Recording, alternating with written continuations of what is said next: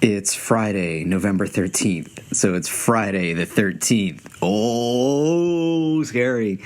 But this podcast is not about the movie Friday the 13th. And I haven't seen one of those movies in forever. And I think if I watched even the original again, I probably wouldn't like it. But anyway, so it's been about a week since the election was called for Joe Biden and Kamala Harris, and I had to hold back some tears when I just said that, because it's just tears of joy and tears of relief, because I will try and take you through the week that was. Starting November 3rd. Well, actually, starting October 24th, which was the first day. I'm a New Yorker, which was the first day I was able to vote. And so I voted early, and I'm on Long Island, and I waited like 3 hours outside. Luckily, it was a nice day out. Most people had their masks on. There were like one or two random people that didn't, and then once they got in the place, they put their mask on, but I just kept my distance from them. And I kept my distance even online outside, and it was fascinating because I guess it's just the way people are. They tended to congregate. These are strangers, and they just want something to do because they know they're going to be line for a while. So they get close to each other and they start talking, and they think that masks, I guess, are like full protection from them. They probably think, oh, we're outside, we have masks, we can get close together. And it's like, no, it increases the risk if you get close together, even though you're outside and even though you're wearing masks. And I saw one person in front of me didn't have a mask on at all, and she started talking to people with masks on, and then the people she was talking to, they would take their masks off if they had to like blow their nose or get have a drink of water or drink. So it's like, so I am like 12 feet away from them, and I'm making sure the people behind me are far apart from me, or at least I'm not facing them, So, and then once we get inside, all masked, everybody has to be masked up. And I go in and vote, and I got emotional voting, filling out Biden and Harris's name, and then all the Democratic candidates, as far as my local candidates go. And just the fact that I did it, this is quite a historical election, trying to unseat a wannabe authoritarian in Donald Trump and his enablers. So that was it was very, very big. And I wanted to vote in person, to have my vote counted right away, because the mail-in ballots, I believe, get counted a little later. So I just wanted to make that statement, and I just wanted to make sure, But then it turns out, this election system was one of the most secure in history. So that was like the day that I voted, and all before that, I volunteered when I could for the Biden campaign for my local candidates. I made a few phone calls, I sent a couple of thousand texts for Biden and for some of my local candidates. I wrote a couple of hundred postcards.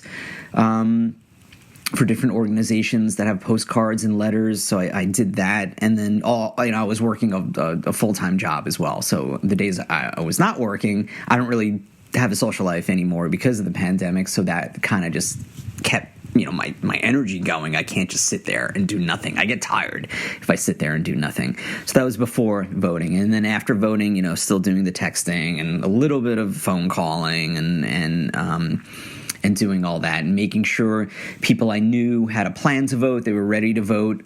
So that's called vote tripling. So I did that with people that I knew. I think I contacted like 5 to 10 people and asked them to contact other people. So election day happens, and I listened to the guys from the Lincoln Project and James Carville, and they're saying it's going to be a blowout. And Carville's like, we're going to find out by 10 o'clock, and Trump's it's going to be a landslide. And I'm like, oh God. And I'm listening, and I'm like, I wish I had his confidence, and I wish I had his optimism. I was cautiously optimistic. And then, so election day, it kind of went the way that most of the people who at least I read, like the electioneers, the forecasters, predicted. They said it's probably we're not going to find out right away because all the mail mail-ins, and it's going to look like this red mirage that Trump is really winning by a lot. So when there's results coming in, I'm like, okay, Trump is winning by a lot, and I know this, but still, I couldn't accept that he was even winning by anything. I couldn't accept that even one person voted for him. So I was literally through. Thank goodness I work later in the day, because I stayed up like till 3 a.m. I was shaking with anxiety. I couldn't sleep that well. When I did sleep, I would sleep for a couple hours and then wake up and then go through it again. And luckily, I got enough rest for work, so I was alert for work. But it just, the thought, your mind with anxiety, like future trips, and you think, oh my God, another 4 years of this, how are we going to do this? And what's going to happen to the country? And what's going to happen to people, vulnerable people? And with the pandemic, he doesn't care. He doesn't listen to science and the environment, blah, blah, blah, blah. So I was shaking.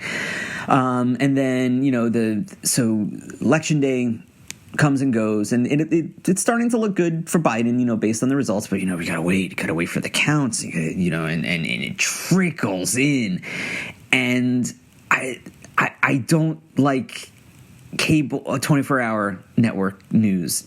I get my news mostly from, granted, I still watch every once in a while, but it's not my main source, because it's just, they don't need to report every little county. It's just anxiety inducing, and everything's breaking news. And there's not really much to say after a while. And there's so many other things going on in the world. We can take a break from the election and talk about other things. And then when something major happens, you can talk about it again. But that's not what they did. It's just kind of like stringing us along. And the way the count was, and listen, I'd rather than take a while to count and get an accurate number than rush it and don't. But the fact that it took so long, and, because of the mail-in ballots, and it's just like, come on, oh my God, please. So, and then it's like, well, what kind of shenanigans is Trump going to do or try to do? Because he's not going to accept defeat. He still hasn't accepted defeat. He's not conceding, even though there's basically no chance of him winning at all. He's going to try to maneuver and try to reverse the decision. But that it is highly unlikely to happen. But he's going to try, because he's not a fair loser. So November 7th comes around, and I'm just, I don't know, doing my thing. And then, the news comes, and I'm just like, yeah, I'm like, oh, just, and I knew it was coming, and you just wanted to hear it. And you were just waiting, and just a wave of emotion, just happiness, sadness, for all the people that died, that could have survived this virus if we had someone responsible in charge. And just profound relief, and to see on social media and the celebrations. I was a little, I wish people didn't gather outside. Granted, they had masks on, but still, it's the same story with election day. People tend to congregate even with masks, and to really decrease the risk of this virus, even if you're outside, you want to keep your distance. But people weren't doing that, so there was mixed feelings with that. I'm very risk averse when it comes to this virus. I really be as careful as possible with it. But people are celebrating. People are just ecstatic. I was ecstatic. So I go on social media and see everybody else ecstatic. And I, all throughout the election, I'm posting like just different updates, including the ones saying, take a breath. Biden's going to be doing fine. Not all the votes are in, and it's still looking good, even though it seems like it's not. This and like people from the organizing group Indivisible, like they tweeted something out saying, we've been telling you this for months, that this is the way it's going to be, and why are you people freaking out? And I think it's just, I was freaking out even though I knew, but I wasn't posting. Like I had some people I knew going, it's over. It's over. He's doomed. I told you Trump would win. This is not looking good. And I try to defer them to the experts in this, saying, this is what the experts saying. This is why not everything's been counted yet, but people just wanted something decisive. They wanted an immediate repudiation of Trump. We didn't get that. It took a little longer. And now today, it's been confirmed Biden won Arizona, Biden won Georgia, even though there's a recount going on in Georgia. It's going, he has a 12,000 vote lead, and usually recounts there's a difference of a couple of hundred. So, Georgia was called. So he won, I believe, by the same amount that Trump did. And the popular vote, it's the widest margin since Barack Obama became president, and it might, and this is the most amount of people, I think in history that has ever voted in a presidential election.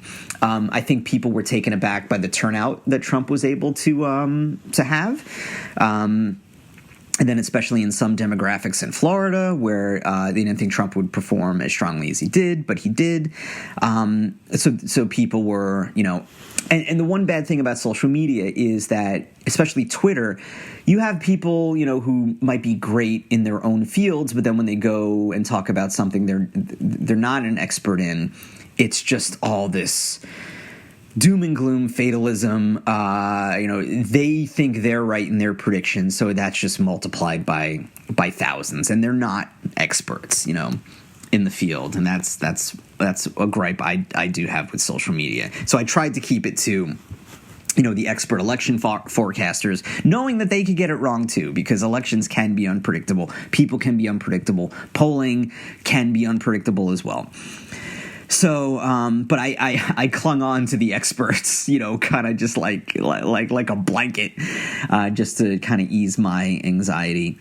So throughout from like November 3rd to November 7th, it was just a wave. It went from freaking out to feeling moderately better, to feeling a little better, feeling better, and then feeling absolutely ecstatic. And then after the election's confirmed, you get all the rumors of, Trump is going to have the legislature and the faithless electors call the election to him. And then, of course, social media erupts. This is a coup. They're forming a coup. Trump is going to take it over because he knows how to do it. And, you have this Trump enabler saying that, and then that's being echoed again by non-experts in politics or the law. And then, I'm just reading today in the New York Times, this is why, information is so, sources of information is so important. It seems like it is such a long shot for this to happen, and they're highly skeptical of it, highly unlikely. Is it possible? Yes, but it's highly, highly, highly unlikely. And if something like this does happen, I have trust that the Biden team is prepared for anything to happen, because Trump is just so unpredictable in many respects. And then he's not a fair loser, so he's now, not putting together a transition team for the safety of this country. That's something good to do. He's not doing that because, it has to be all about him with Trump. So he's holding back on that, and he wants to cause chaos. Then after he causes chaos, he wants to speak about it so he can get more attention, and then this attention loop happens with him. And some advices will just ignore Trump, but the problem is you can't ignore Trump. He's the president of the United States. You can't, because words matter, actions matter from the president. President of the United States is a very powerful person in a very powerful country. So, with all that being said, whether or not he concedes is irrelevant, because he is going to be leaving. One would hope the transition team would help with Biden's transition team in order to get things going. I don't know if that's going to happen. Hopefully it does. And I remember I read something in the New York Times where it was a quote where they interviewed Trump supporters, and they also interviewed, people against Trump. But the common denominator in those interviews was that people were exhausted by him. And it's a profound sense of relief that he's gone, even with some of the supporters, because even if it's someone you agree with, it's just the way that he does things is just exhausting. So even if you're a staunch defender of him, you're spending all this time and energy defending all these just ridiculous actions that he's been doing since he was campaigning, all the ridiculous things he said, all the rationalizations actions and excuses people have to make for him, all these actions that go against their core beliefs about how to properly behave as a person, and then trying to rationalize it by saying, well, I may not agree with the way he acts, but I like the policy that he does. The problem is with presidents, actions matter, words matter, behavior matters. Not to mention some of the policies were just downright cruel. The family separation being one of them as a punitive measure, and there's like 600 families who are separated from their children, and that is child abuse. That is clear-cut child abuse, separating children from their families, and they're not even together yet. Separating a child from their family for days is absolutely awful. This has been going on for a very long time. So I hope there is some accountability for the people who have done this. I don't know if there will be. I really hope there is. Something like this should not be justified. So, the Biden and his team have a lot of work to do, but I trust in Biden, and Biden wasn't my first choice. Biden wasn't my second choice. Biden wasn't my third choice. It was like Bernie Sanders, Elizabeth Warren, and then I probably would have, for the last remaining candidates, I probably would have gone with Pete Buttigieg, as the third from the last that were remaining. But I'm very much a left-winger, progressive, democratic socialist, whatever you want to call me, but it was Bernie, Warren, as my top two. So hopefully Biden will appoint some progressives in his cabinet, and it's going to be exciting to find out. And even if he doesn't, I'll be disappointed, but it'll be nice for a president to go back to normal, have a president I can trust. And even if he doesn't do everything that I agree with, at least that I know that he supports democracy, which I don't believe Trump and his team do. I believe they're in it for themselves. They're in it for power, and democracy be damned. And that's really no way to run a country. But again, quite the emotional roller coaster. Quite. And I remember I posted on my personal Facebook page, it was nice. I think it was November 7th, and it was nice to not doom scroll that day. And doom scrolling is, you're just going on Twitter and you just see all the bad news and you just can't stop and you just keep going. And I was doing that all around Election Day. I'm trying to find good news, and it's just like, oh my God, all this crap. And, November 7th, and even till now, listen, there's a lot of bad news going on now, but there's glimmers of hope, because we're going to have adults in the room. And the fact that this is such a historical election with Biden and with Vice President-elect Harris being in there, not only is she super, super qualified, she's super, super brilliant. And she, Biden has said he's building a bridge. He's not going to live forever. He may not run for a second term because of his age. So he'll be a bridge between, the past and the future. And I think that Kamala Harris will be that future. One would think, if Biden does not decide to run, Harris will run in his stead, and then off to the races. But anything can happen between now, 4 years from now. So it's concentrating on the present. Biden is going to focus on the coronavirus, along with plans. And the environment seems to be tied with everything, which makes sense, because without the environment, we all die. So I'm glad to see a president that supports us not dying. And with Biden, it's such a poetic story, because Biden's life is just filled with tragedy. Growing up as a kid with a stutter, going through that, overcoming that. He wins the Senate at 29 years of age, and right before he's sworn in, he loses his wife, he loses his baby daughter. His sons are seriously injured. And, then he meets the first lady, future first lady, Jill Biden, who, by the way, will still have a job when she's the first lady, because she's a community college teacher, Dr. Jill Biden. So he meets Jill Biden, reforms family. They have a daughter. And then, Biden was going to run in 2016. He was thinking of running in 2016, and he probably would have won. Barack Obama had some momentum, and then he lost his son. He lost his son, Beau. And and I think from that he just was too emotionally distraught to run. So life filled with not just losing one child is just one of the most horrific things you can go to, and then he loses another one, which is obviously doubly horrific. But all through that, Biden has learned to grieve, and he's learned to have such a huge amount of empathy, and I think he's a natural healer. He knows how to speak to people who are grieving, who are going through a tough time, because he himself has gone through it, his own emotional roller coaster. And I think, the difference between Biden from 2016 and Biden now is that he seems to be a little more reserved. He did have some moments where challenging people to push-ups or calling someone a lying dog-faced pony soldier. He would have those outbursts. But I think these past couple of months has shown how much more mellow he is and how much more of a listener he is, building coalitions with progressives where he probably didn't have to. And moving forward to try and genuinely bring the country together. Not platitudes, but genuinely try and bring the country together, trying to heal. And I think his story, along with the story of the United States since the coronavirus, is that the country is going through a major tragedy, and we're on the uptick now. 1,000 people are dying each day, which is just horrifying. We've lost, I think it's like 240,000 people now, which is absolutely astounding. And it's hard to wrap your head around that many people dead. And I think people are ignoring that because then they're just not following the rules. They don't think it's going to happen to them.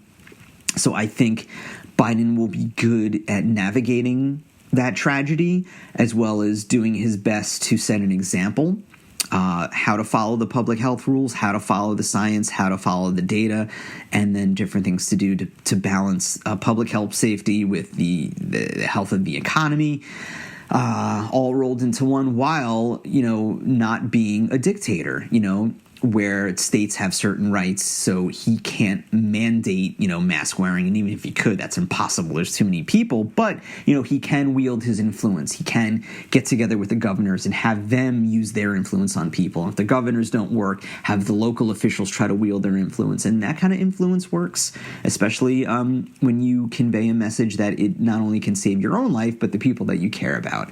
And getting the science through, getting trusted figures like Dr. Fauci talking every single day. And we can hopefully get back to normal with more pandemic prevention in place, so something like this doesn't happen again. Or if it does happen again, we can tackle this very early. And who knows what this country's going to look like when the pandemic's over. Maybe mask wearing will be a thing, just to stop the flu, just to stop colds, all of that. So maybe... I want to be against wearing masks in the summer again, just if you're on a subway, if you're on a train, just to stop spreading even a cold. Having a cold sucks. Having the flu sucks. Being sick sucks. Dying sucks.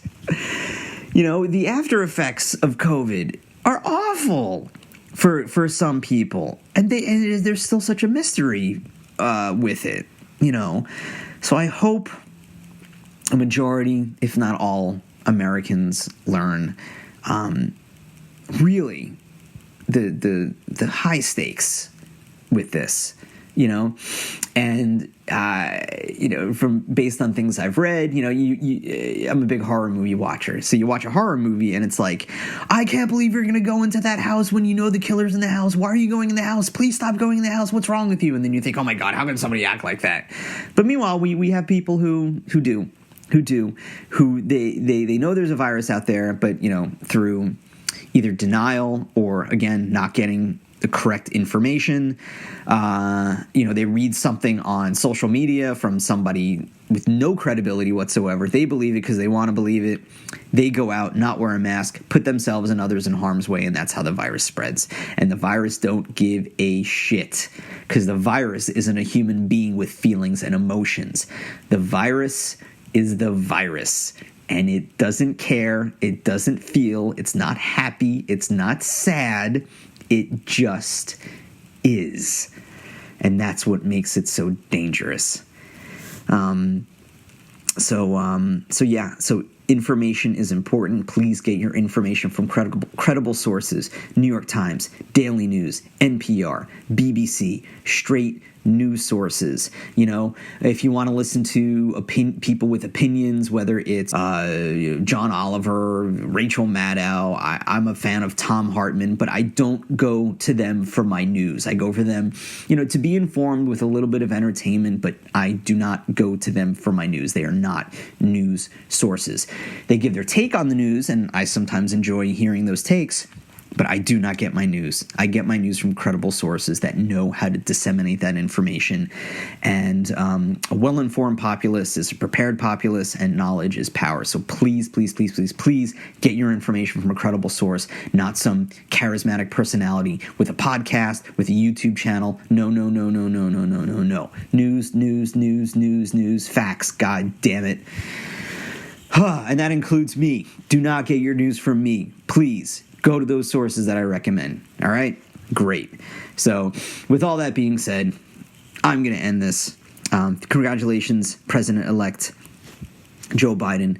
Congratulations, Vice President-elect Kamala Harris. Congratulations. And I very much look forward to seeing how you preside over these United States in the year of our Lord 2021.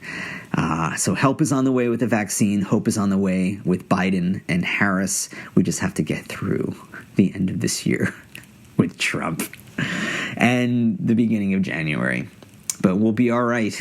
We'll be all right. All right. And I hope you're all right as well. Wear a mask. Practice social distancing. Wash your hands. Don't touch your face. Listen to scientists like Dr. Fauci. Listen to the credible scientists, please. Not those rogue ones who think they're cool. Credible scientists who use consensus. All right. That being said, you can find me on Twitter at MMAM Podcast. You can find me on Facebook at MMAM Podcast. You can email me at MMAMpodcast@gmail.com. All right, everyone. Take it easy. Bye.